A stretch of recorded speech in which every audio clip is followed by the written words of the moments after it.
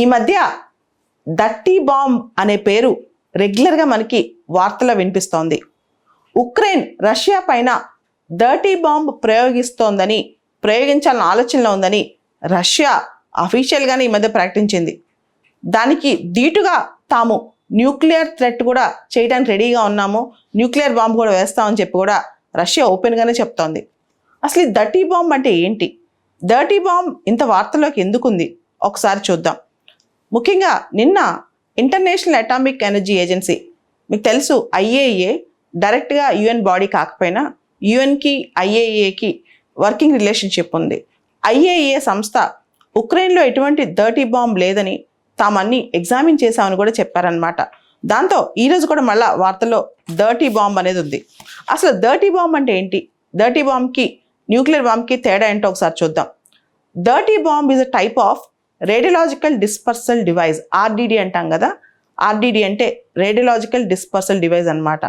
ఈ dirty bomb అనేది ఒక combination of conventional explosive material with radio active material. Conventional material ఉంటుంది, radio active material ఉంటుంది. Conventional మెటీరియల్లో dynamite లాంటివి ఉంటాయి అనమాట. దాంతో రేడియో యాక్టివ్ మెటీరియల్ని కంబైన్ చేసి డర్టీ బాంబ్ తయారు చేస్తారనమాట.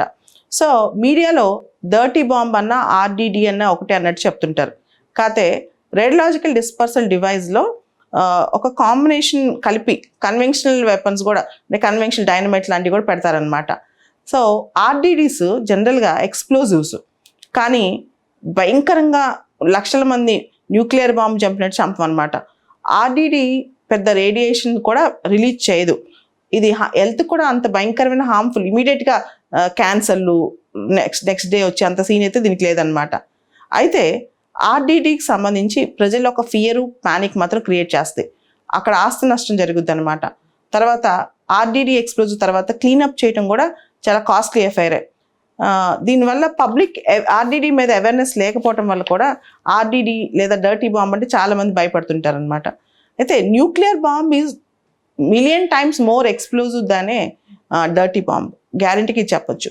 న్యూక్లియర్ బాంబ్ చాలా మిలియన్స్ ఆఫ్ పీపుల్ని చంపే శక్తి ఉంటుంది. తర్వాత millions of squares of kilometres, చాలా కిలోమీటర్స్ దాని ఎఫెక్ట్ ఉంటుంది, చాలా తరాల ఎఫెక్ట్ ఉంటుంది న్యూక్లియర్ బాంబ్. కానీ డర్టీ బాంబ్ అనేది దానిలో రేడియో యాక్టివ్ మెటీరియల్ వాడతారు. ఎంత వాడతారు? కొన్ని మైళ్ళ దూరం మాత్రమే అది ఉంటుంది. అండ్ దానివల్ల యాంగ్జైటీ, కంటామినేషన్ పెరిగింది, కానీ అన్ని లక్షల కోట్ల మంది చనిపోతారని మాత్రం డర్టీ బాంబ్లో మనం చెప్పలేము అనమాట. సో రేడియో యాక్టివ్ మెటీరియల్ ఒకసారి స్ప్రెడ్ అయిన తర్వాత దాని కాన్సన్ట్రేషన్ లెవెల్స్ తగ్గుతాయి, డైల్యూట్ అయిపోద్ది అనమాట. హార్మ్ఫుల్ లెవెల్స్ కూడా తగ్గుతాయి. ఓవరాల్గా రేడియో యాక్టివ్ మెటీరియల్ ఎంతవరకు కంటామినేట్ చేస్తుందనే దానిలో ఎంత మెటీరియల్ వాడారు, ఏ సైజులో డర్టీ బాంబ్ ఉంది, అక్కడ వెదర్ కండిషన్స్ ఎలా ఉన్నాయి, ఇవన్నీ చాలా ఇంపార్టెంట్ అనమాట. సో దాంతోపాటు కమ్యూనిటీ ఇమీడియట్ రెస్పాండ్ ఎలా అయింది, జనమందరూ ఎంత దగ్గరగా ఉన్నారు, ఇవి కూడా చూస్తారు. ఓవరాల్గా రేడియో యాక్టివ్ మెటీరియల్ హార్మ్ఫుల్లా కాదా మనిషి కంటే, ఎంతవరకు ఆ రేడియేషన్ మన బాడీలోకి వెళ్ళింది, గామా రేడియేషనా, బీటా రేడియేషనా, ఆల్ఫా రేడియేషనా, రేడియేషన్కి వ్యక్తికి మధ్య ఎంత దూరం ఉంది, తర్వాత ఎంత టైం మనిషి దానికి ఎక్స్పోజ్ అయ్యాడు, ఇవన్నీ చూసి చెప్తారు. సో రేడియో యాక్టివ్ మెటీరియల్ జనరల్గా మనకి హాస్పిటల్స్లో కానీ, రీసెర్చ్ ఫెసిలిటీస్లో కానీ, ఇండస్ట్రియల్ ఫెసిలిటీస్లో కానీ, కన్స్ట్రక్షన్ సైట్స్లో కానీ కొంత రిలీజ్ అవుతుంటుంది. కానీ కొన్ని సెకండ్లు ఉన్నంత మాత్రం ఇమీడియట్గా మనిషి చనిపోతాడనో లేదా ఇమీడియట్గా క్యాన్సర్ వస్తుందనో అర్థం కాదనమాట. సో చాలా ఇండస్ట్రీస్కి రేడియో యాక్టివ్ మెటీరియల్ యూజ్ చేసే లైసెన్స్ కూడా ఉంది, కానీ ఎంత లిమిటేషన్స్లో యూజ్ చేయాలనే దాన్ని ఇండస్ట్రీకి మధ్య తేడా ఉంటుంది అనమాట. సో రేడియో యాక్టివ్ మెటీరియల్తో కన్వెన్షనల్ మెటీరియల్స్ కూడా కలిపి, అంటే కన్వెన్షనల్ డైనమైట్స్ లాంటివి కలిపి చేసేదే బాంబ్. యాక్చువల్గా రేడియో యాక్టివ్ మెటీరియల్ కన్నా కన్వెన్షనల్ మెటీరియల్స్ ఒక్కోసారి ఎక్కువ ఎక్స్ప్లోజివ్, ఎక్కువ డేంజరస్గా ఉంటాయి. కాబట్టి న్యూక్లియర్ బాంబ్ వేరు, డర్టీ బాంబ్ వేరు. డర్టీ బాంబ్ అనేది conventional material plus radio active material కలిపి తయారు చేస్తారు.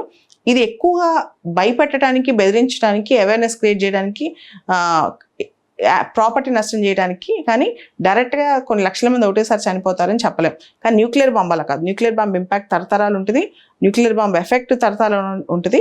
న్యూక్లియర్ బాంబ్ 1,00,000 పార్ట్లు మోర్ డేంజరస్ దాన డర్టీ బాంబ్ అని చెప్పొచ్చు.